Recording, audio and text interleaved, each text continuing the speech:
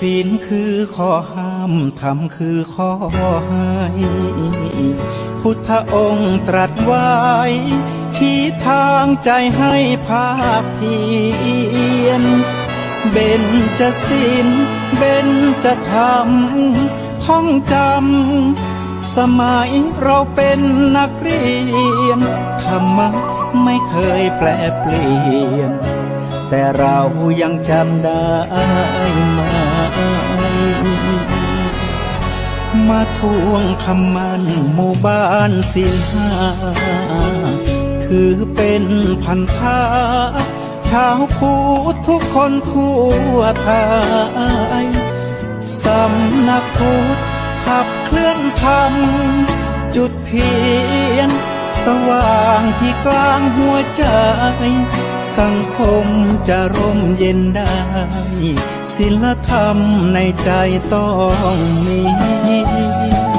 เบญจศีลว่ายังไงไหนลองท่องมาข้อหนึ่งห้ามฆ่าสัตว์ข้อสองห้ามลักทรัพย์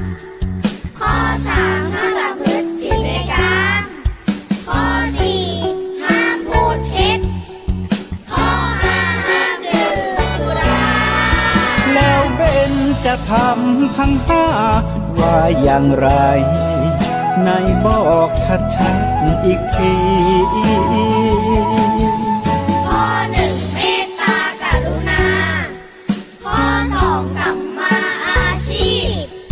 ข้อสามกามสังวรข้อสี่ต้องมีสัจจะข้อห้าสติสัมปชัญญะศีลห้าข้อทำห้าข้อทำใจทำได้สักข้อหรือยังมีศีลสุขล้ำมีธรรมสุขใจวอนพี่น้องไทยช่วยกันใส่ใจจริงจังยุคสมัยสื่อออนไลน์ทั้งโทรโจมตีใจเราทุกทางมีศีลมีธรรมเคียงข้างชีวิตพบทางสุขใจ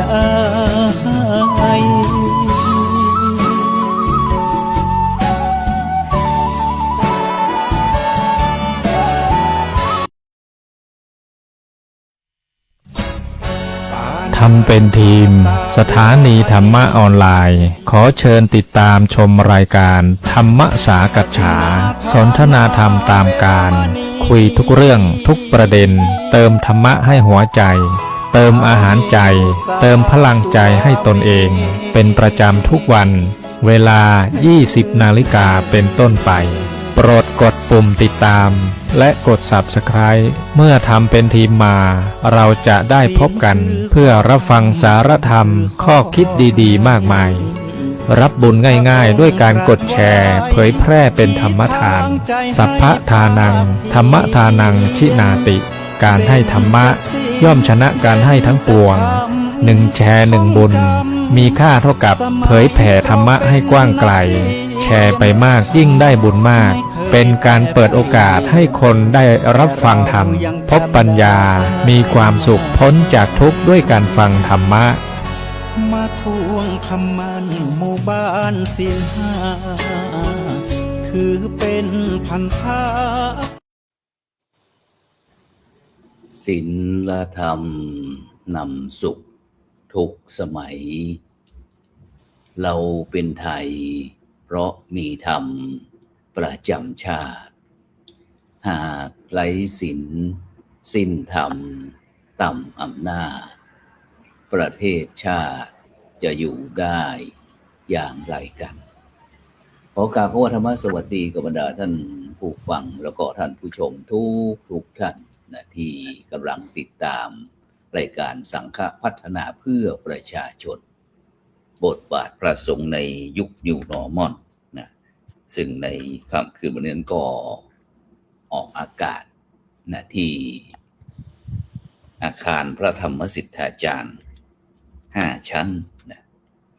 วัดพระสิงห์วรมหาวิหาร อำเภอเมืองจังหวัดเชียงใหม่ซึ่งก็เป็นประจำทุกคืนวันศุกร์นะเวลาตั้งแต่2 ทุ่มเป็นต้นไปนะจนถึงเวลา3 ทุ่มนะเราก็จะพบรายการสังฆพัฒนาเพื่อประชาชนบทบาทพระสงฆ์ในยุค New Normal นะทาง Facebook ทาง YouTube และสถานีวิทยุเครือข่ายคลื่นสีขาวชาวประชา8 จังหวัดภาคเหนือ FM 104.50 เมกะเฮิรตซ์นะซึ่งก็ได้รับความเมตตานะจากคณะครูบาอาจารย์พระนักเผยแผ่ทั้งคณะสงฆ์ทั้ง4 ภาคไม่ว่าจะเป็นทางภาคเหนือภาคใต้ภาคกลางภาคอีสานนะเป็นประจำนะฉะนั้นในค่ำคืนวันนี้ก็เช่นเดียวกันก็ได้รับความเมตตาจากคณะครูบาอาจารย์เช่นเดียวนะฉะนั้นเราจะไปพบกับผู้ร่วมรายการของเราท่านแรกไปที่หลวงพ่อพระครูสุจินต์นันทกิจเจ้าคณะอำเภอสันติสุขเจ้าอาวาสวัดป่งคำอำเภอสันติสุขจังหวัดน่านนมัสการครับอาจารย์พระครูครับผมครับถวายความเคารพพระคุณท่านทั้ง2 รูปนะครับครับสาธุครับไปที่รูปที่2เลยนะครับไปที่ท่านพระอาจารย์โคสิทธิ์พระครูโคสิทธิ์สมณคุณผู้ช่วยศาสตราจารย์ดร.ผู้อำนวยการโรงเรียนวัดโรงเรียนหนองบัวนะครับเจ้าอาวาสวัดไม่ห่างนะครับอำเภอเวียงป่าเป้าจังหวัดเชียงรายนมัสการครับอาจารย์ดร.ครับผมเปิดไมค์นิดหนึ่งครับเปิดไมค์นิดหนึ่งหรือครับผมสมมาตรนะครับขอถวายความเคารพครูบาอาจารย์ทุกรูปทุกท่านนะครับขอเจริญพรกับทุกญาติโยมทุกคนครับสาธุครับครับผมครับสาธุครับซึ่งวันนี้ก็เช่นเดียวกันบรรดาท่านผู้ฟังและท่านผู้ชมทุกท่านซึ่งวันนี้ออกอากาศที่วัดพระสิงห์เชียงใหม่แน่นอนแล้วว่าวันนี้เราไม่ได้เป็นรายการสังฆพัฒนาสัญจรเพราะว่าทุกวันนั้นก็อาจจะมีรายการใดก็จะเป็นที่วัดอินทปัญญารามนะครับบ้านกองฝ่ายตำบลบ้านปิ่นพลองจังหวัดแพร่นะครับดังนั้นก็ตั้งแต่วันที่27เป็นต้นมานะครับจนถึงวันที่2วันนี้นะครับที่3แล้วนะครับวันนี้วันที่3นะครับฉะนั้นก็ปฏิบัติทำหน้าที่ผ่าลูกนะเนื่องจากที่คุณโยมพกวิถึงนะเกี่ยวกับแสนอายุ89 ปีนะโยมบิดานะครับได้เสียชีวิตนะครับก็ได้มีการตั้งบำเพ็ญบุญบำเพ็ญกุศลนะครับที่วัดอินทปัญญารามนะครับบ้านกองฝ่ายตำบลบ้านปิ่นอำเภอรองจังหวัดแพร่นะครับท่านก็ต้องกราบขอบพระคุณนะครับคณะครูบาอาจารย์ทุกลูกทุกท่านนะครับที่ได้เมตตานะครับกับบรรดาคณะลูกหลานของพระวิถึงนะครับแก้วแสนนะครับซึ่งการชาปนกิจนะครับก็ผ่านไปด้วยความเรียบร้อยนะครับวันเช้าวันนี้ก็มีการเก็บอัฐิหรือกระดูกเสร็จเรียบร้อยก็รีบกลับเชียงใหม่นะครับฉะนั้นก็เราทั้งท่านอาจารย์พระครูโคสิทธิ์สมณคุณทั้งอาจารย์พระครูสุจินต์นันทกิจนะครับที่ได้เมตตานะครับส่งกำลังใจทั้งให้กำลังใจด้วยตนเองแล้วก็ส่งกำลังใจไปด้วยนะครับซึ่งวันนี้ก็สุดท้ายนี่ก็น่าจะเป็นท่านอาจารย์พระครูโคสิทธิ์ปริยัตยาพรเจ้าคณะตำบลสุเทพนะครับแล้วก็ท่านอาจารย์พระครูสมุวิสุวัฒน์วรกิจโจท่านอาจารย์พระครูปริยัตอะไรนะลืมไปแล้วนะครับที่ปรึกษาเจ้าคณะอำเภอเมืองเชียงใหม่พระครูปริยัตยานุศาสตร์ท่านอาจารย์พระมหาสวัยนะครับบอกว่าวันเมื่อวานนี้ไปไม่ได้นะครับเนื่องจากที่อาจจะขัดข้องนะครับทางเทคนิคอะไรต่างๆนะครับฉะนั้นก็ในนามของลูกหลานของผู้วิถึงแก้วคำแสนนะครับกราบขอบพระคุณนะครับพระมหาเถรานุเถระนะครับแม้กระทั่งหลวงพ่อวัลละพัทเทพวัชราจารย์นะครับหลวงพ่อเจ้าคณะจังหวัดแพร่นะครับรองเจ้าคณะจังหวัดแพร่เมื่อวานนี้ก็ท่านอาจารย์เจ้าคุณพระโกสัยเจติยาลักษณ์นะครับด็อกเตอร์นะครับหลวงพ่อรองเจ้าคณะจังหวัดแพร่เจ้าอาวาสวัดพระธาตุช่อแห่ครับก็เดินทางเป็นประธานนะครับเนื่องจากที่คณะกรรมการหมู่บ้านรักษาศีล5นั้นก็ติดก็หลวงพ่อพระสุมนศาสนกิจนะครับก็เดินทางกลับตอนเช้านะครับฉะนั้นก็โดยเฉพาะคณะกรรมการโครงการหมู่บ้านรักษาศีล5สังหนเหนือนะครับโครงการวัดประชารัฐสร้างสุขนะครับแล้วก็ พระสงฆ์นักพัฒนานะครับพร้อมทั้งพระวิปัสสนาจารย์หนเหนือนะครับแล้วก็พระสอนศีลธรรมในโรงเรียนต่างๆพร้อมทั้งภาคีเครือข่ายนะครับก็ขอบคุณอนุโมทนาครับก็ผ่านไปด้วยดีนะครับฉะนั้นก็อยากจะคุยกับตุลุงท่านอาจารย์ดร.นะว่าว่าบทบาทพระสงฆ์ในปัจจุบันนี้ ค่อนข้างที่จะทุกรูปแบบเหมือนกันท่านอาจารย์นั้นพระครูสุจินต์ครับเนาะมากหนาปะ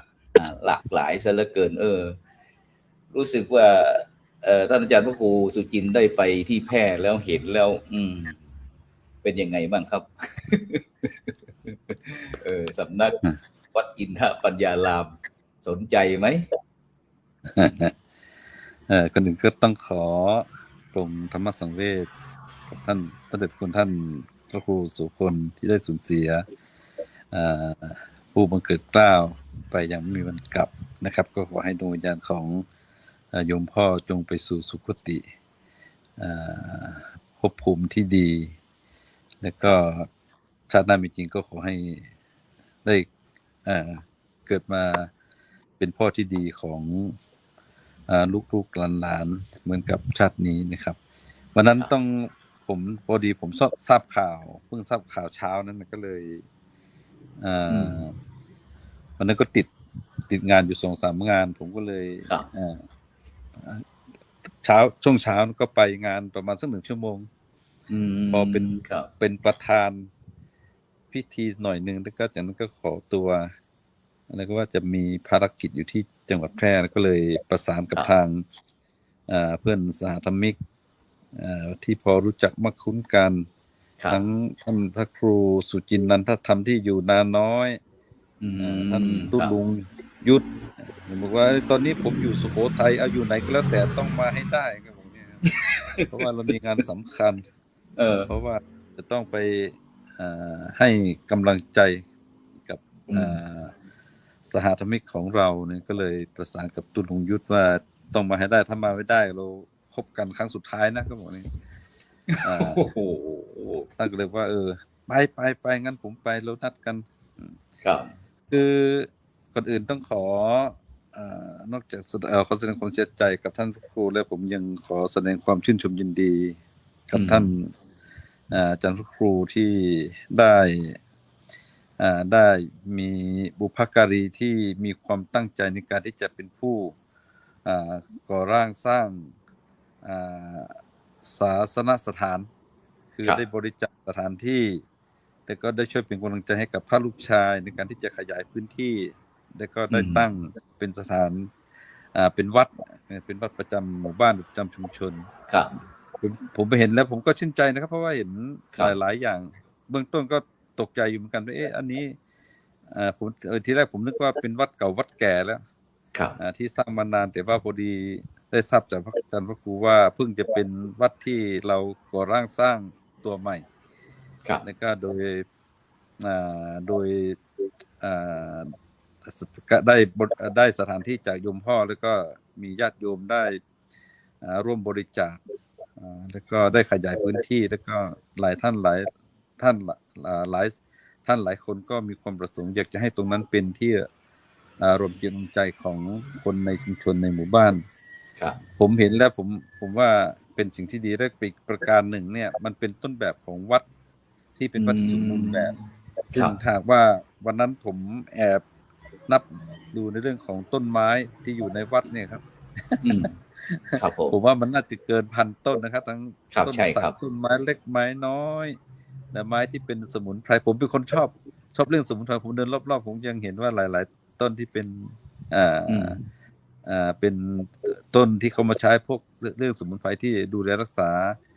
สุขภาพร่างกายผมคิดว่าสมัยก่อนตรงนั้นตอนที่เขายังไม่ไปบุกรุกที่มันเป็นป่าที่สมบูรณ์ตรงนั้นน่าจะเป็นพื้นที่ที่มีความสำคัญกับชีวิตของพี่น้องชุมชนแวกนั้นนะครับแล้วที่สำคัญก็เห็นพระครูท่านแนะนำว่าตรงนั้นก็มันมีเรื่องเล่าการมีเรื่องเล่าเรื่องสำคัญอย่างเช่นว่าเหมือนว่ามีเจ้ามีของนะใช่ไหมครับอันนี้ก็ต้องขออนุโมทนาแล้วก็ถวาย กำลังใจให้กับท่านด้วยที่จะไปพัฒนาสถานที่ตรงนี้เป็นแหล่งพัฒนาจิตพัฒนาใจของพี่น้องชุมชน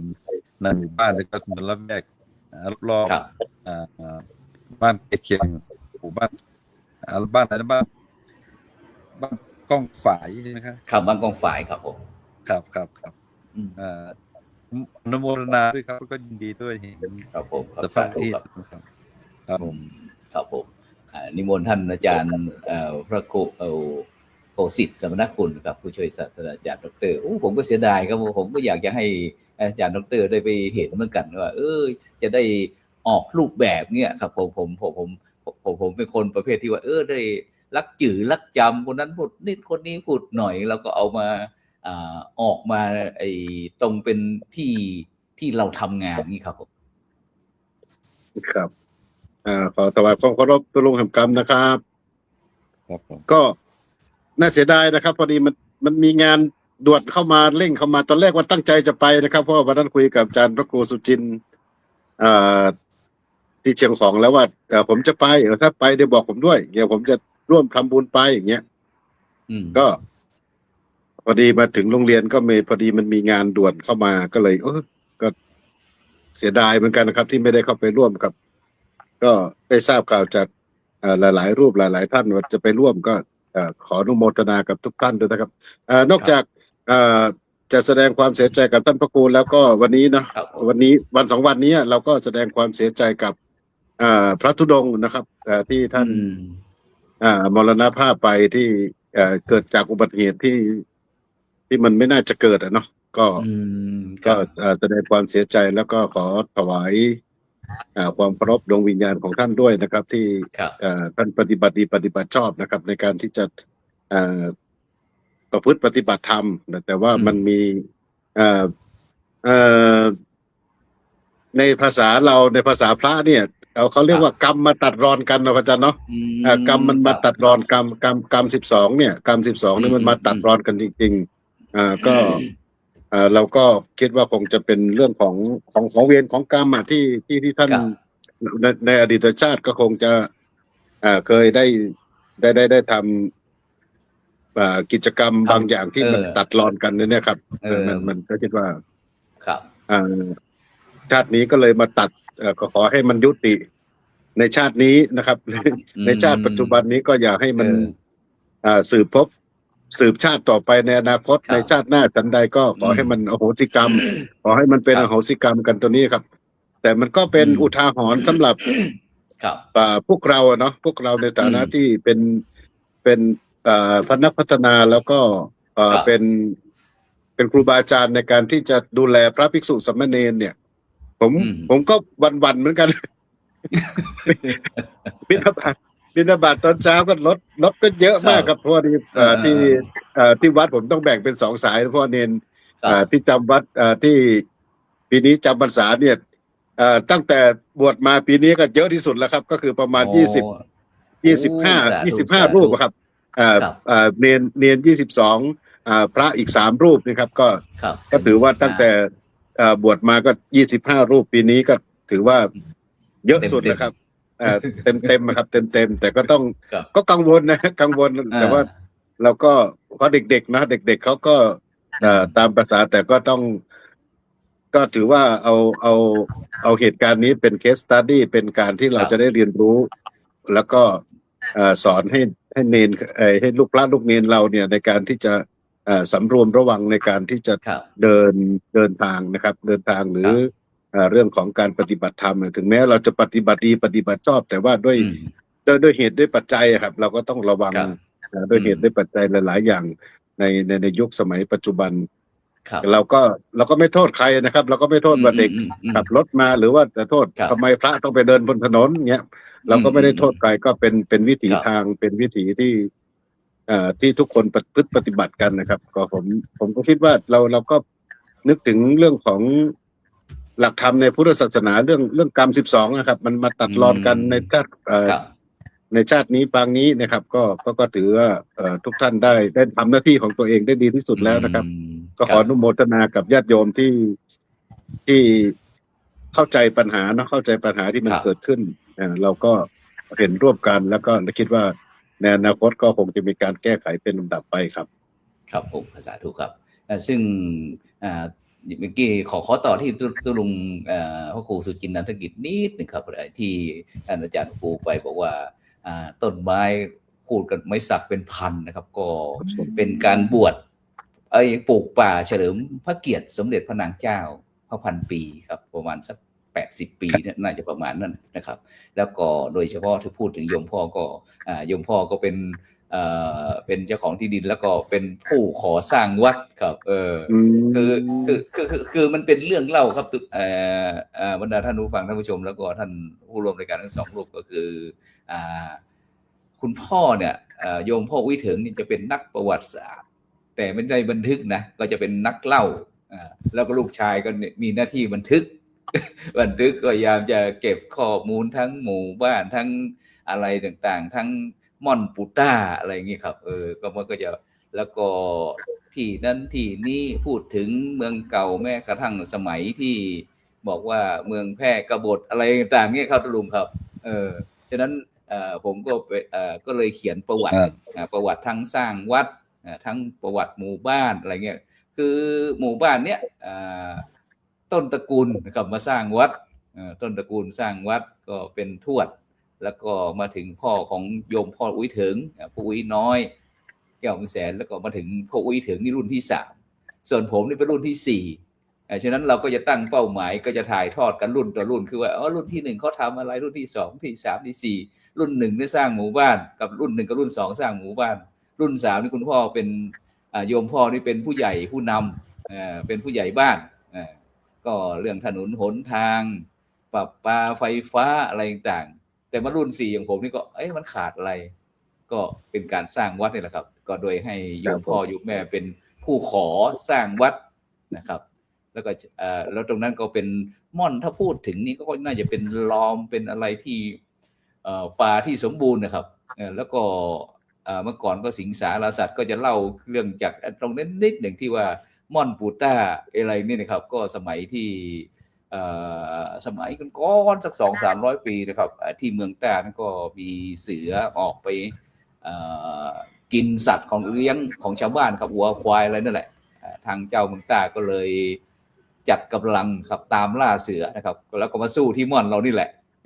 เสือก็บาดเจ็บคนก็บาดเจ็บเสือก็ไปตายตรง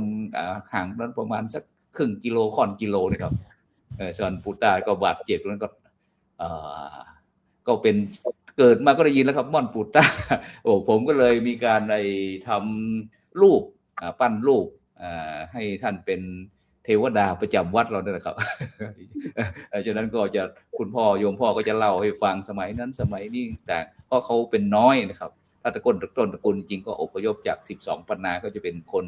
ที่เชื้อสายจีนสักนิดนึงที่ติดตามกระบวนการค้าอพยพอะไรต่างๆนะครับประมาณนี้ครับตุลุงครับฉะนั้นเมื่อกี้ท่านอาจารย์พระครูโคสิทธิ์ได้พูดถึงเรื่องอุบัติเหตุที่เด็กขับรถมาชนพระธุดงค์นะครับ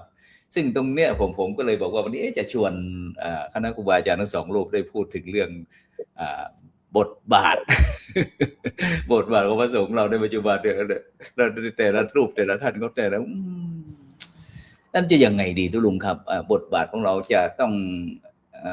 อยู่แต่ในวัดหรือว่ามันจะยังไงดีครับในฐานะที่มุมมองนะครับที่ในปัจจุบันเนี่ยผมว่ามันต้องทำทั้ง2 อย่างครับทำ2 อย่างนี่หมายถึงว่าบทบาทของพระจะต้องพระจะต้องทำงานเชิงรุกในเมื่อสถานการณ์แล้วก็เหตุการณ์ให้มันเหมาะกับยุคกับสมัยครับ2เนี่ยพระนอกจากพระทำงานเชิงรุกเนี่ยต้องพระทำงานเชิงรับด้วยรับสถานการณ์รับกับสิ่งที่บนฐานของความเป็นจริงอันนี้เนี่ยยกตัวอย่างเช่นการที่เราสมมติว่าเราอยู่วัดนี่ครับเราต้องอยู่ในที่ตั้งปกติอยู่หมายความว่าอยู่ในวัดนะครับเราจะทำวัดของเราเนี่ยให้มันเป็นสถานที่เรียนรู้ให้เป็นสถานที่เรียนรู้แล้วก็ใ ให้คนได้เข้ามาแล้วเหมือนกับว่าได้มีความหวังได้มีความสุข ครับ ที่สำคัญก็ได้มีทางออกของทางด้านปัญหาที่มันเพาะบ่มอยู่ในจิตในใจแล้วก็มันเกิดปัญญาที่จะออกจากวัดแล้วจะต้องเอาไปเป็นเครื่องมือในการแก้ไขปัญหานั้นครับอันนี้หมายความว่าเราทำงานเชิงรุกก็หมายความว่าพระเนี่ยสุดท้ายแล้วพระสงฆ์เนี่ยต้องเป็นที่พึ่งนะที่เขาบอกที่ทางบาลีว่าเป็นเนื้อนาบุญของโลกหมายความว่าเป็นที่พึ่งที่นี่เนี่ยมันหมายถึงว่าเป็นที่พึ่งในการที่จะให้ข้อคิดข้อชี้แนะข้อชี้นำครับแล้วก็ในส่วนของเชิงรุกเนี่ยผมว่ามันเป็นเรื่องของที่เราจะต้องปรับตัวในเมื่อไอสถานการณ์ยุคปัจจุบันการถาโถมของปัญหาที่เป็นผลกระทบกับวัดก็ดีกับพระสงฆ์ก็ดีเนี่ยเราจะต้องสร้างอัตลักษณ์ของความเป็นพระยกตัวอย่างเช่นการที่เราเห็นการออกเดินธุดงค์ประกาศธรรมที่เป็นกลุ่มก้อนนี่ผมถือว่าเป็นการประกาศพระศาสนาเชิงรุกการทำงานเชิงรุกนะครับอย่างน้อยๆก็ให้สาธุชนอยู่ในแต่ละชุมชนแต่ละแวกที่เขาได้เสพสื่อในมุมลบของพระเนี่ยเขาได้เห็นสัญลักษณ์เห็นอัตลักษณ์แล้วก็เห็นบทบาทแล้วก็อย่างน้อยๆก็เขาเห็นแล้วเขาก็จะได้ตื่นตัวตื่นใจแล้วก็ตั้งโจทย์ขึ้นใหม่ว่าอ๋ออีกมุมหนึ่งเรายังมีพระที่ตั้งอกตั้งใจในการที่จะทำหน้าที่ประพฤติดีปฏิบัติชอบอยู่อะไรเนี่ยผมว่าอันนี้ก็เป็นส่วนหนึ่งแล้วก็การเชิงลุกเองนึงคือเชิงลุกในเรื่องของการปรับตัวในการที่จะรับรู้การเปลี่ยนแปลงของยุคสมัยด้วยยกตัวอย่างเช่นเรื่องสื่อเนี่ยฮะเรื่องสื่อนี่สำคัญมากเหมือนเมื่อวานเนี่ยพอดีผมเป็นเขานิมนต์ให้ไปเป็นผู้ทรงคุณวุฒิของสภาวิทยาลัยชุมชนน่านเนี่ยครับผมมันมีสิ่งหนึ่งในสภาที่เราพูดคุยกันก็คือในการที่เราจะทำยังไงในการพัฒนาหลักสูตรให้พระสงฆ์เนี่ยในอบรมพระสงฆ์ไวยาวัจกรเนี่ยในการจัดการทรัพย์สินในการจัดทำบัญชีในการใช้สื่อเป็นเครื่องมือในการเชื่อมโยงอย่างเป็นระบบเนี่ยผมก็เลยเสนอว่าถ้าอย่างนั้นเนี่ยวิทยาลัยเองเราจะต้องไปทำ MOU กับคณะสงฆ์โดยเฉพาะทั้งคณะเลยมีมีหลวงพ่อเจ้าคณะจังหวัดเป็นต้นเป็นประธานแล้วก็มีพระสงฆ์ที่เป็นต้นแบบเป็นตัวอย่างเป็นพระสงฆ์ในของภาษาปกครองเนี่ยต้องรับรู้ร่วมกันแล้วก็ขยับเรื่องนี้อย่างน้อยๆเมื่อเราเข้าถึงสื่อเราใช้สื่อเป็นเครื่องมือในการเผยแผ่ก็ดีในการอธิบายให้คนทุกวัยทุกรุ่นได้เข้าใจเนี่ยผมว่าตรงนี้ก็มันเป็นบทบาทหนึ่งที่พระเราจะต้องทำนะครับครับฉะนั้นก็หมายความว่าทั้งลุกทั้งรับหมายความว่าทั้งอยู่ที่วัดเราก็ต้องปฏิบัติหน้าที่สวดมนต์ไหว้พระทำอะไรทุกสิ่งทุกอย่างหน้าที่ของพระใช่ครับแล้วก็ลุกด้วยโดยเฉพาะก็มีเทคโนโลยีสมัยใหม่เนี่ยเข้ามาเป็นเครื่องมือไม่ต้องเหมือนกับว่าเวลาเราจะไปงานปอยหลวงคณะศรัทธาญาติโยมไม่ต้องเดินกันรอบวัดนะครับยกมือถือก็ว่ากริ้งอยู่ที่ไหนพบกันที่นี่ประตูนี่นะอย่างนี้เป็นต้นใช่ไหมครับเพื่อที่จะประหยัดแล้วก็ถนอมย่อเวลาด้วยนะครับย่อเวลาอำนวยความสะดวกมากยิ่งขึ้นครับฉะนั้นอาจารย์พระครูโคสิทธิ์นะครับนิมนต์ครับมันเหมือนกับเมื่อคืนมีโยมป้าเป็นผู้สูงอายุนะที่อยู่ลำปางประมาณสัก 3:00 นกว่าแล้วโยมก็โทรมาอันที่จริงผมก็ไม่รู้จักโทรมาแล้วก็บอกว่าฟังรายการวิทยุของพระอาจารย์แล้วก็ก็เห็นพระอาจารย์พูดถึงเรื่องการใช้สมุนไพรในการแก้รักษาโรคเนี่ยบังเอิญว่าโยมเขาอยู่ในเมืองแต่ก็เขามีปัญหาเกี่ยวกับช่องปาก แล้วก็ไปหาหมอแล้วไปเอ็กซเรย์แล้วก็ดีไปอะไรหมอว่าไม่มีอะไรไม่พบอะไรที่ผิดปกติ แต่ว่ามันเจ็บแล้วก็เห็นพระอาจารย์พอจะมีความรู้เรื่องสมุนไพรเนี่ยโยมก็อยากจะขอเป็นที่พึ่งพาด้วยเนี่ยขอปรึกษาหน่อยใช่ไหมใช่ขอปรึกษาผมก็เลยว่าไม่เป็นไรโยมเอาอย่างนี้เนาะก็ง่ายๆในรอบบ้านเนี่ยในบ้านเนี่ยมันมีไหมมีตัวยาสมุนไพรมีสมุนไพรชนิดหนึ่งซึ่งมันเป็นวัชพืชเขาเรียกว่าเป้าตองแตกถ้าว่าปากเป็นแผลมันอาจจะอยู่ในนอกเนื้อในหนังเนาะมันหมอตรวจอาจจะไม่เจอเนี่ยเอาเป้าตองแตกเนี่ยเอายางไปจิ้มตรงที่เจ็บเนี่ยตรงที่เจ็บมันเดี๋ยวก็จะหายหรือไม่งั้นก็เอาใบอ่อนๆพับขยี้สักหน่อยนึงเติมเอาเกลือใส่ลงไปแล้วก็ไปอมโยมก็บอกว่าโยมอยู่ในเมืองเนี่ยไม่รู้จักแล้วก็ไม่เคยเห็นใบเป้าตองแตกผมก็เลยว่าถ้างั้นก็ต้องไปที่วัดสถิตบรรพตที่อยู่บนดอยเคยไปแล้วมีอยู่ต้องไปถามมาดูอาจารย์ของท่านอาจารย์พระมหาอะไรนะท่านนพดลท่านอาจารย์พระมหานพดลครับผมมหานพดลหรือว่าต้องไปถามอาจารย์สมชาติดูใช่ไหมมหาสมชาติแต่ก็ถ้าไม่งั้นถ้าไม่มีก็อีกตัวหนึ่งก็คือที่มันหาง่ายที่สุดก็คือไอ้ต้นข่อยก็ขูดเปลือกออกหน่อยนึงแล้วก็ขูดเอาเปลือกกระพี้ข้างในเนี่ยให้มันเป็นฝอยๆแล้วเอาเกลือเม็ดตำลงไปหน่อยนึงก็ไปอมสัก 2-3 วันยังไงก็หายเขาบอกว่าเขาเป็นครับผมเนี่ยเพราะว่าไอ้ประเด็นเหล่านี้มันเป็นประเด็นที่เราอาจจะคนไม่ค่อยพูดถึงเพราะว่ามันเหมือนกับไม่ทันยุคทันสมัยเงี้ยอาจารย์เนาะอ่านไปไว้ถูกต้องครับใช่บางครั้งบางทีมันถึงที่สุดแล้วมันจะต้องกลับมาหาสิ่งเหล่านี้ไงครับครับอันนี้เป็นบทบาทหนึ่งที่พระสงฆ์เราจะต้องดึงดูไว้พระสงฆ์จะต้องบำบัดทุกข์บำรุงสุขนี่นะครับทุกเรื่องที่พี่น้องพุทธศาสนิกชนมีปัญหามีปัญหาก็คือความทุกข์ก็คือปัญหาท่านอาจารย์ว่าโคเสร็จแล้วครับว่าอย่างไรครับก็สาธุกับอาจารย์พระครูนะครับที่ได้ย้อนรอยเรื่องของเป้าตองแตกนะครับก็เป้าตองแตกเนี่ยมันเป็นยารักษาแผลเนาะยารักษาแผลยารักษาแผลเมื่อเป็นตอนเป็นเด็กก็เห็นแต่ตอนหลังๆนี่ก็ไม่ได้ค่อยคุกคีครับก็ถือเป็นบทบาทอีกบทบาทหนึ่งของพระสงฆ์เราเนาะในยุคอดีตเนี่ยก็พระสงฆ์เป็นทั้งหมอทั้ง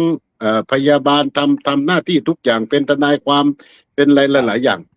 ผมคิดว่าบทบาทของพระสงฆ์เราเนี่ยโดยเฉพาะพระสงฆ์ในล้านนาเนี่ยมันมีเยอะกว่าที่ญาติโยมเข้าใจเนาะแล้วก็ทำหน้าที่หลายๆอย่างบางคนบอกว่ามันไม่ใช่กิจของสงฆ์ไม่ใช่โน่นนี่นั่นถ้าตามพระวินัยเนี่ยมันก็ไม่ก็จริงตามที่ญาติโยมได้เรียนรู้มาแต่ผมอยากจะให้ญาติโยมได้ทุกคนได้ลองย้อนว่าก็คือเรื่องของจิตวิญญาณเรื่องของภูมิปัญญาอะไรต่างๆเนี่ยพระสงฆ์ในอดีตเนี่ยท่านได้มีภูมิปัญญาแล้วเป็นที่เคารพนับถือของญาติโยมสิ่งเหล่านี้เนี่ยมันเป็นความศรัทธาความเชื่อที่มันพิสูจน์ไม่ได้แต่ว่ามันมีอยู่จริงครับมันมีอยู่จริงในบทบาทของพระสงฆ์เพราะฉะนั้นเราก็ถือว่าบางทีเนี่ยญาติโยมที่มาเห็นพระทางเหนือทำแบบนั้นแบบนี้เนี่ยมันไม่ถูกมันไม่ใช่สมณะสารูปอย่างเช่นทุกวันนี้ที่เราออกไปข้างนอกเนี่ยเราไปช่วยเหลือศรัทธาญาติโยมเนี่ยก็โยมบอกว่ามันไม่ใช่กิจของสงฆ์จริงมันไม่ใช่กิจของสงฆ์กิจของสงฆ์ตามที่ปรากฏในหน้าหนังสือแต่ว่ามันแฝงลึกๆหน้าที่ความรับผิดชอบอะไรต่างๆส่วนลึกๆเนี่ยมันมีมากกว่าที่โยมเห็นโยมคิดเนาะเพราะฉะนั้นผมถือว่าในยุคปัจจุบันเนี่ยยุคที่พระสงฆ์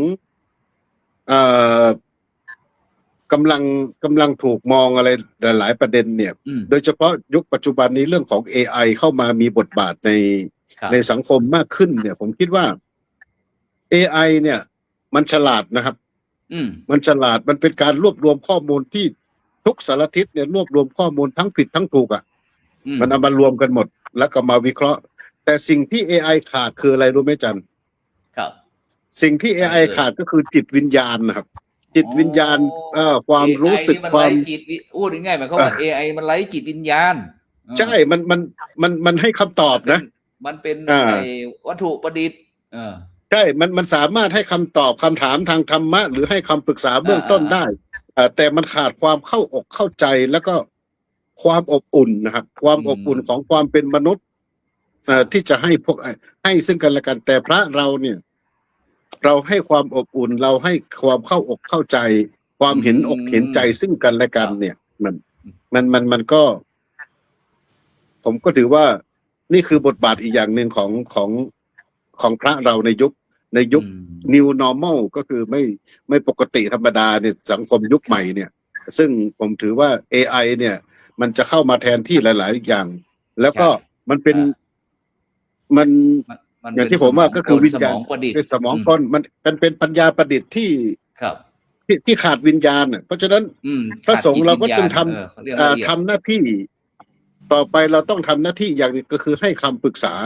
และเยียวยาจิตใจของคนที่เผชิญปัญหาความเครียดจากการที่ถูก AI เนี่ยแย่งงานผมว่า AI ตอนนี้ AI แย่งงานหลายๆคนนะครับเครียดเครียดบางคนถึงตกงานนะครับเพราะฉะนั้น AI เนี่ยมันเป็นเครื่องมือแต่พระสงฆ์เราเนี่ยเป็นเครื่องมือแต่พระสงฆ์เราเนี่ยสามารถที่จะใช้เครื่องมือนั้นให้เป็นประโยชน์ได้ยังไงให้ประโยชน์ให้มากที่สุดอย่างเช่นเราใช้ AI เนี่ยสรุปพระไตรปิฎกเราอ่านมา45เล่มเนี่ยเรามันเกินความสามารถที่เราจะสรุปย่อออกมาเป็นให้ญาติโยมเข้าใจแต่ AI เขาทำได้อันนี้ก็เป็นเครื่องมือแล้วก็สิ่งที่สำคัญที่สุดก็คือบทบาทของพระสงฆ์ในยุค AI นี่ก็คือเป็นผู้ที่เราถือว่าเราเป็นผู้กรองสารผู้กรองสารเนี่ยในยุคที่ข้อมูลมันล้นทะลักมากมายเนี่ยครับผมคิดว่าพระสงฆ์ควรมีบทบาทในการที่จะขึ้นเทศชี้แนวทางที่ถูกต้องแล้วก็ให้ศาสนาเนี่ยเข้าถึงคนรุ่นใหม่คนรุ่นใหม่ได้หลุดรวดเร็วยิ่งขึ้นแล้วสิ่งที่ทำได้ก็คือผู้นำทางจริยธรรมเทคโนโลยีเนี่ยเราต้องใช้เทคโนโลยีอย่างมีสติบริโภคสื่อด้วยปัญญาอย่างเงี้ยครับการบริโภคสื่อด้วยปัญญาเนี่ยก็คือมีสติมีรู้เท่าทันแล้วก็มีจริยธรรมในการสื่อสารเนี่ยอย่างล่าสุดเนี่ยก็คือที่ข่าวออกมาที่โยมผู้หญิงคนหนึ่งไปโพสต์บอกว่ามันเป็นเรื่องอะไรของพระที่จะต้องเดินบนถนนน่ะก็เหมือนสมควรตายแล้วไปเดินบนถนนเองไงนี่ผมคิดว่ามันจริยธรรมเนี่ยมันไม่เป็นเรื่องแต่ให้มาเป็นเรื่องเนาะใช่เรื่องไม่เป็นเรื่องเรื่องไม่เป็นเรื่องแต่กลับเป็นเรื่องสุดท้ายตัวเองก็โดนสังคมประณามสุดท้ายก็อยู่ในสังคมไม่ได้ต้องโดนไล่ออกจากงานโน่นนี่นั่นนะครับผมคิดว่ามันขาด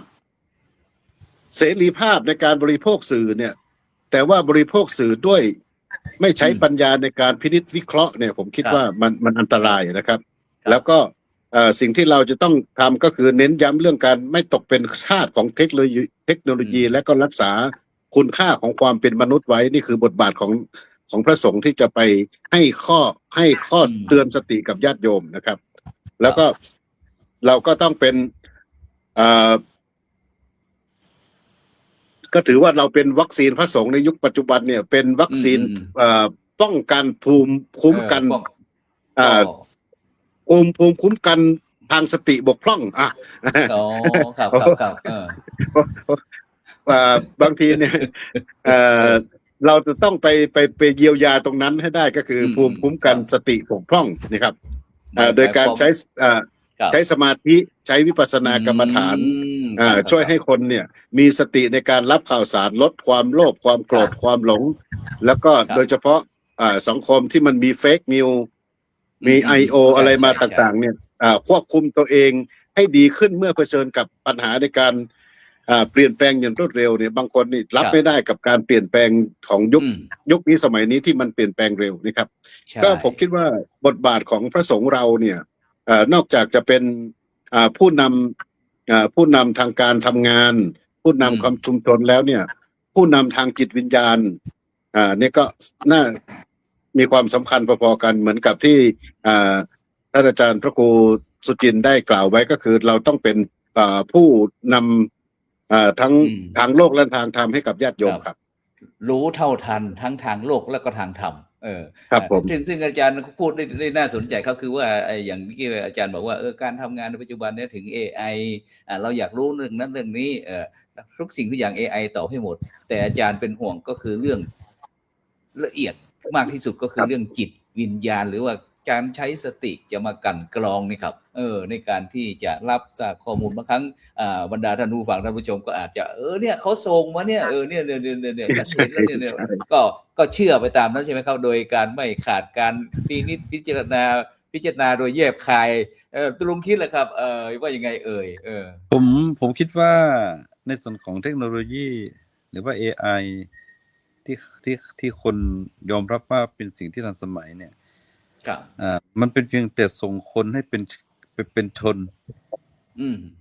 ต้องเข้าใจนะครับแต่ว่าในส่วนของศีลธรรมนั้นมันส่งคนให้เป็นอริยชนครับผมว่าเพราะว่า AI ไม่สามารถจะทำให้คนให้เป็นอริยชนได้ครับสุดท้าย AI ก็จะสอนให้คน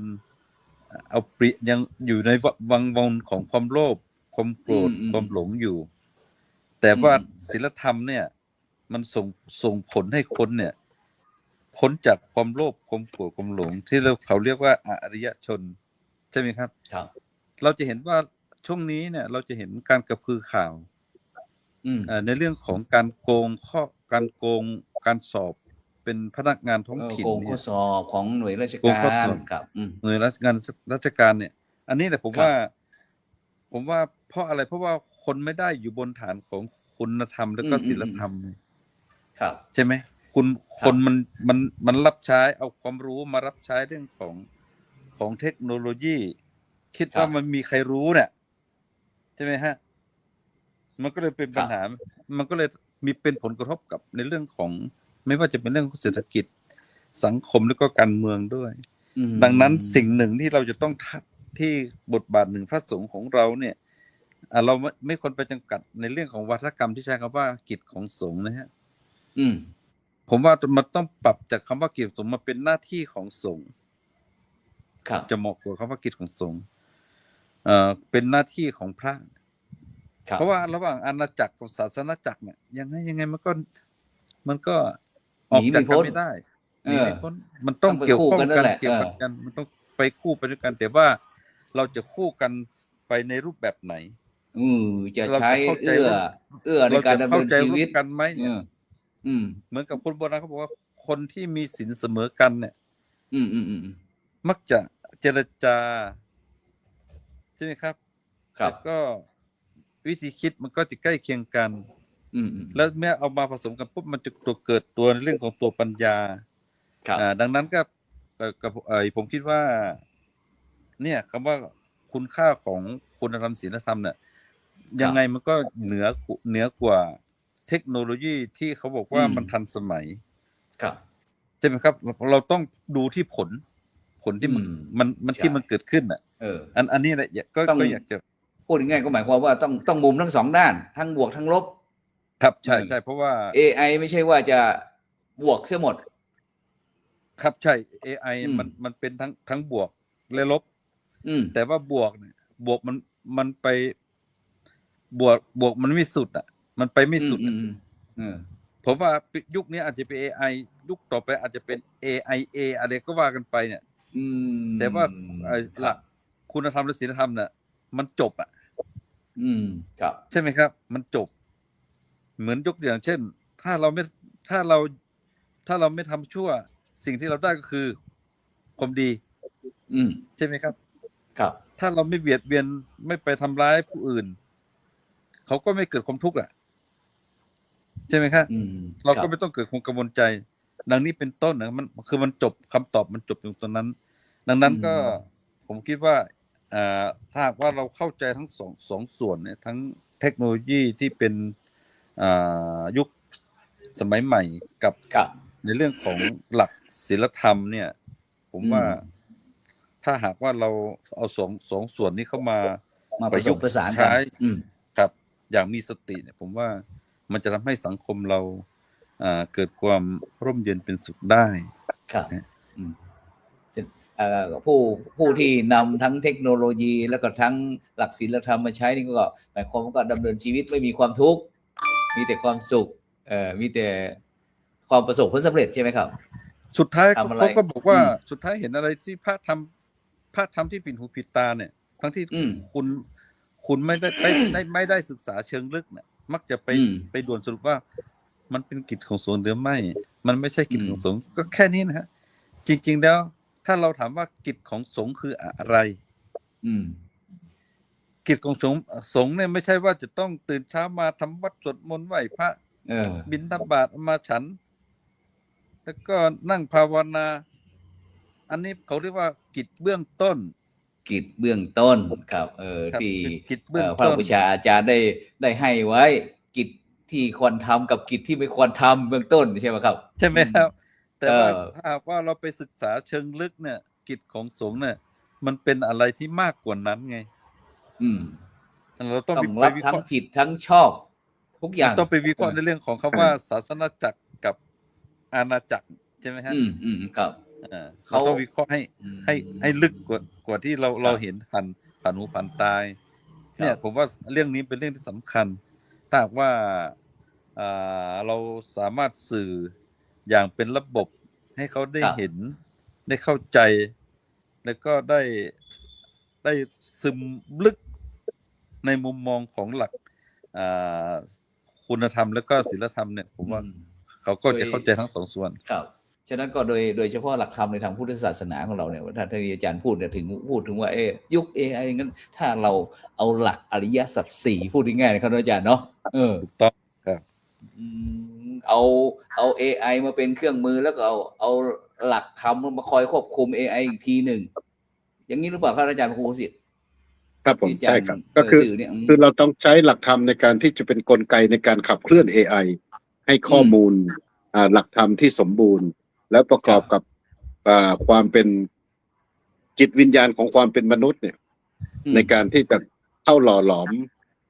องค์ความรู้เหล่านั้นเนี่ยให้มันเกิดประโยชน์มากที่สุดคือบางทีเนี่ย AI เนี่ยเขาก็ตัดสินตามข้อมูลเนาะก็ตัดสินตามข้อมูลแต่ในเวลาขณะนั้นสถานการณ์มันเป็นอย่างไรหรือความรู้สึกตอนนั้นมันเป็นยังไงจิตวิญญาณที่จะเข้าถึงตอนนั้นเนี่ย AI มันไม่รับรู้ตรงนั้นนะครับมันไม่รับรู้ความรู้สึกตรงนั้นเนี่ยอย่างเช่นอย่างที่อาจารย์พระโกสุจินว่าก็คือเรื่องของการสอบข้าราชการโดยเฉพาะเคสตัวอย่างที่เชียงของเนี่ยครับก็บอกว่าตัดสินใจเฉพาะคนที่มีนามสกุลเดียวกันได้เข้ามาทำงานในท้องถิ่นในองค์กรนั้นในองค์กรนั้นมีทำไมนามสกุลนี้เยอะจังเนี่ยเราก็ถ้าเรารับรู้แค่นี้ข่าวสารแค่นี้ก็หลอกตัดสินว่าอ๋อมันก็พักพวกพี่น้องญาติพี่น้องกันใช่ไหมแต่ถ้าเราศึกษาจริงๆแล้วเนี่ยเราลองไปนับนามสกุลนี้เนี่ยที่อำเภอเชียงของเนี่ยโดยเฉพาะถ้ามีโอกาสคุยกับท่านพระครูสุจินกับทั้งตำบลนะครับทั้งตำบลเนี่ยมีนามสกุลนี้ 80% อย่างเงี้ยครับแล้วจะเอาที่ไหนจะเอาคนที่ไหนมาทำงานที่ไม่ใช่นามสกุลนี้เงี้ยครับมันต้องเข้าถึงเข้าลึกต้องใช้หลักเหตุและผลเหตุปัจจัยมันต้องเป็นปัจจัยภายนอกปัจจัยภายในปรัตโตโคสะโยนิโสมนสิการคิดโดยแยกได้และต่างๆมันต้องใช้หลักอะไรของทางพุทธศาสนาที่ลึกๆในการพิจารณานะครับเพราะฉะนั้นในส่วนของการทำงานของพระสงฆ์ในยุคปัจจุบันนี้เนี่ย ก็ผมถึงบอกตั้งกับลูกศิษย์ลูกหาแล้วก็เพื่อนสาธรรมิกว่าเราต้องทั้งบูทั้งบุญนะมีทั้งบูทั้งบุญก็คือในการที่จะคอยเป็นทัพหน้า แล้วก็ในการที่จะเข้าใช้สติในการพินิจวิจารณญาณในการทำงานของเราด้วยในควบคู่กันไปด้วย แต่ถ้าเราจะบูอย่างเดียวเนี่ย เราจะชนอย่างเดียวเนี่ย มันก็มันก็ลำบากในการที่จะโดนทางโลกวัชชะแต่ถ้าเราใช้เชิงลับเกินไปเนี่ย เราก็จะเป็นหน่วยที่ถูกโจมตีโดยไม่มีการแถลงข่าวมีการพิพายข่าวให้ญาติโยมได้เนี่ยก็คิดว่าในโอกาสต่อไปเนี่ย เราต้องมีบทบาทให้มากขึ้นนะครับก็ถือว่า AI นะครับ ขอบคุณมากนะครับอาจารย์มีวัดหนองมองบุรพารามนะครับที่เสนอความคิดเห็นมานะครับใช้สมองมากทุกวันนี้เด็กส่วนมากก็ไม่ค่อยเรียนอ่านหนังสือใช้สื่อเข้ามาช่วยเดี๋ยวก็ต่อไปก็เขียนไม่ได้อ่านไม่ออกนี่แหละครับก็คือจิตวิญญาณนะครับจิตวิญญาณมันไม่เกิดครับจิตวิญญาณมันไม่เกิดเพราะฉะนั้นการสอนทุกวันนี้เนี่ยผมในฐานะที่เราเป็นครูบาอาจารย์ในสอนในโรงเรียนประเทศที่ทำเนี่ยไอ้ know how เนี่ย know how เนี่ยผมไม่ค่อยเท่าไหร่ก็คือเรื่องอ่านออกเขียนได้เนี่ยคือมันอ่านออกเขียนได้อยู่แล้วแต่ไอ้ knowledge ไอ้ประสบการณ์องค์ความรู้หรือจิตวิญญาณเนี่ยมันไม่ได้เกิดจากการพร่ำสอนอย่างเดียวนะครับการให้ท่องให้อ่านให้ข้อมูลอย่างเดียว แต่มันอยู่ที่เรานำพาเขาประพฤติปฏิบัตินะครับมันเป็นปัจจตังจริงๆก็คือผมเข้าใจสารธรรมของพุทธองค์เรื่องของปัจจตังมันเป็นสิ่งที่ผู้รู้ก็รู้ได้เฉพาะตนเงี้ยเหมือนกับเราต้องสอนให้เนนบอกว่ามันเปรี้ยวรสเปรี้ยวเนี่ยเปรี้ยวมะม่วงมะขามเนี่ยแต่มันเปรี้ยวยังไงมันเปรี้ยวเหมือนกันไหมเนี่ยเราจะต้องให้เขาทำยังไงให้รู้ว่าเขามะม่วงมันเปรี้ยวยังไงถ้าเขาไม่เคยกินมะม่วงครับมันเปรี้ยวแบบนี้มันไม่เหมือนมะนาวนะมันไม่เหมือนมะยมนะมันไม่เหมือนตะลิงปิงไม่เหมือนนะมันทำยังไงให้เขาอธิบายได้แต่เขาเป็นถ้าเขามีโน้ตฮาวมีประสบการณ์มีองค์ความรู้ลึกๆเนี่ยให้เขาไปชิมดูเนี่ยก็รู้ว่าอ๋อมันเปรี้ยวเหมือนกันนะแต่เปรี้ยวมะม่วงกับเปรี้ยวมะนาวเนี่ยมันต่างกันเขาก็สามารถที่จะคิดเปรียบเทียบได้นี่ครับเพราะฉะนั้นผมคิดว่าในการที่จะเผยแพร่ธรรมะในยุคปัจจุบันเนี่ยเรื่องของหลักการเนี่ยองค์ความรู้เนี่ยผมคิดว่าใน AI ให้อยู่แล้วนะครับให้ AI เป็นเครื่องมือในการที่จะให้ญาติโยมได้ทำความรู้เข้าใจแล้วก็พระสงฆ์เราเนี่ยเสริมด้วยจิตวิญญาณความรับรู้การรับรู้ความรับผิดชอบหน้าที่อะไรต่างๆเนี่ยให้กับสังคมมากขึ้นนะครับเพราะฉะนั้นก็ฝากกับทุกคนทุกท่านครับให้ AI เป็นเครื่องมือไม่ใช่ให้ AI มาเป็นเจ้านายใช่ไหมครับลุงว่ายังไงครับผมนี่หมดผมว่าเราควรจะให้ AI เนี่ยรับใช้มนุษย์หรือว่ารับใช้คนรับใช้พวกเราเพราะว่า AI จะตอบได้แค่เหตุและผลครับในส่วนของเราทำพุทธศาสนาน่ะผมไปอ่านไม่ว่าจะเป็นครูอาจารย์ท่านไหนก็แต่ท่านบอกว่ามันยังไม่พอครับว่าเหตุผลมันต้องประกอบด้วยคำว่าเมตตาครับใช่ไหมฮะครับเหตุผลเนี่ยมันไม่พอที่จะทำให้สังคมร่มเย็นได้ถ้าหากว่าขาดเมตตาเพราะเมตตาน่ะเป็นธรรมค้ำจุนโลกถ้าว่าเราจะไปพึ่ง AI เราจะใช้ AI เป็นที่พึ่งเนี่ยสุดท้ายก็ผมว่า AI จะกลับมาทำร้ายตัวเราเองใช่ไหมครับยกตัวอย่างเช่นระบบคิดมันก็จะหายไปเพราะ AI คิดแทนแล้วทักษะบางอย่างก็จะหายไปเพราะ AI ทำให้แล้วเนี่ยเพราะว่าในหลักธรรมในพระพุทธศาสนาเนี่ยผมว่าถ้าเปรียบเทียบใน AI มันเป็นเพียงแค่การเปิดมุมมองแต่ว่าในหลักศีลธรรมมันเป็นเรื่องการเพาะบ่มอบรมเรื่องของทักษะแล้วก็สอนให้มีความเสียสละเพื่อสังคมเพื่อคนอื่นแล้วก็เพื่อตัวเองด้วย นี่หมายความว่า ครับ การพึ่งตนเองไงครับ ครับ เนี่ยถามว่าเราถามว่าเราเอา AI เป็นสาระเราก็จะได้คำตอบแค่เหตุและผล ครับ แต่เราก็ เนี่ย จะ ผมถือว่า ใช่ไหมครับ อย่างที่ผมกล่าวไว้ข้างต้นก็คือไอ้ตัว AI เนี่ย มันเป็นปรตโตโคสะเนาะมันเป็นข้อมูลปัจจัยภายนอกนะครับ มันเป็นข้อมูลและปัจจัยภายนอกที่สั่งเข้ามาสั่งสมเข้ามาเนี่ยเป็นปรตโตโคสะมีทั้งฝ่ายดีแล้วก็ฝ่ายไม่ดีปรตโตโคสะตัวนี้เนี่ยสุดท้ายเนี่ยมันจะต้องทำงานร่วม มันจะต้องทำงานร่วมกับโยนิโสมนสิการก็คือ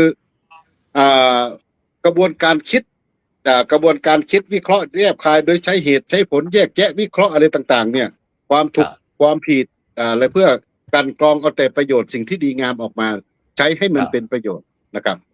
นี่ก็คือผมคิดว่า AI เนี่ยมันมาคำว่าศัพท์ AI ปัญญาประดิษฐ์เนี่ยในสมัยพุทธกาลพระพุทธเจ้าก็ทรงตรัสไว้แล้วก็คือเรื่องปรตโตโคสะ ครับผม และตัวที่จะจัดการกับ AI ได้ก็คือเรื่องโยนิโสมนสิการเนี่ยครับมันก็จะเป็นหนทางที่จะหักบาลานซ์กันทำให้สังคมได้อยู่เย็นเป็นสุขมากขึ้นครับครับผมครับนิมนต์ตุลุงครับผมเหลือเวลาอีกสักนาทีหนึ่งครับตุลุงครับ อย่างนั้นก็อะไรก็แล้วแต่ครับที่มันผ่านหูผ่านตา ครับ เราก็ถือว่าอย่าลืมเราต้องใช้สติกำกับกับสิ่งนั้นถ้าว่าเราขาดสติในการรับรู้ในการวิเคราะห์แล้วก็ในการนำมาใช้เนี่ยผมว่า AI ก็ไม่ใช่เครื่องมือที่จะไม่ใช่เครื่องมือสำเร็จรูปที่จะมาทำให้ข้อสรุปที่สำเร็จรูปครับถ้าอย่างนั้นก็ฝากพวกเราหน่อยว่าคำว่าสติเป็นเรื่องสำคัญนะครับ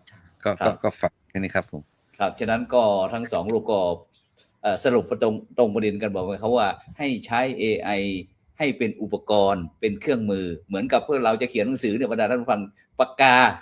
ก็คือเอามาเป็นอุปกรณ์ให้เขียนมีไม้บรรทัดเอาไว้ขีดแค่นั้นแหละไม่ใช่เอามาเป็นเจ้าชีวิตนะฉะนั้นก็ฝากไว้กับบรรดาท่านผู้ฟังท่านผู้ชมก็แล้วกันนะท่านอาจารย์พระครูทั้งสองรูปเนาะให้ช่วยกันไปต่อยอดด้วยว่าในฐานะที่เราเป็นชาวพุทธเราก็ใช้ AI เนี่ยมาเป็นเครื่องมือในการที่จะอำนวยความสะดวกเราไม่ใช่ให้ AI มาเป็นเจ้าชีวิตของเรานะครับโดยเฉพาะท่านอาจารย์พระครูโคสิทธิ์สมณคุณก็ได้เน้นโดยการใช้หลักธรรมในทางพระพุทธศาสนาฉะนั้นก็เพื่อที่เราจะดำเนินชีวิตในยุค AI รู้เท่าทัน AI มาตกเป็นเครื่องมือ AI แล้วเราก็จะดำเนินชีวิตได้มีความสุขไม่ต้องเป็นโลกนั้นเป็นโลกนี้นะรู้เท่าทันรู้เท่าไว้กันรู้ทันไว้แก่ครับฉะนั้นก็ในค่ำคืนนี้ก็เวลาหมดเวลาครับกล่าวขอบคุณท่านอาจารย์พระครูสุจินต์นันทกิจนะครับเจ้าคณะอำเภอสันติสุขจังหวัดน่านท่านอาจารย์พระครูโคสิทธิ์ครับสมณคุณผู้ช่วยศาสตราจารย์ดรนะครับจากเวียงป่าเป้าเชียงรายครับเวลาหมดเวลาครับนำรายการจากบรรดาท่านผู้ฟังก่อนนะครับสาธุกาเมมุสาสุราเม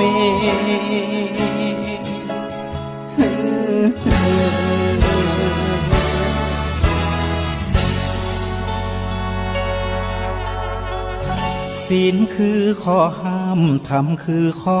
ให้พุทธองค์ตรัสไว้ชี้ทางใจให้ภาคเพียรเบญจศีลเบญจธรรมท่องจำสมัยเราเป็นนักเรียนธรรมะไม่เคยแปรเปลี่ยนแต่เรายังจำได้ไหมมาทวงคำมันหมู่บ้านศีลห้าถือเป็นพันธะชาวพุทธทุกคนทั่วไทยสำนักพุทธขับเคลื่อนธรรมจุดเทียนสว่างที่กลางหัวใจสังคมจะร่มเย็นได้ศีลธรรมในใจต้องมีเบญจศีลว่ายังไงไหนลอง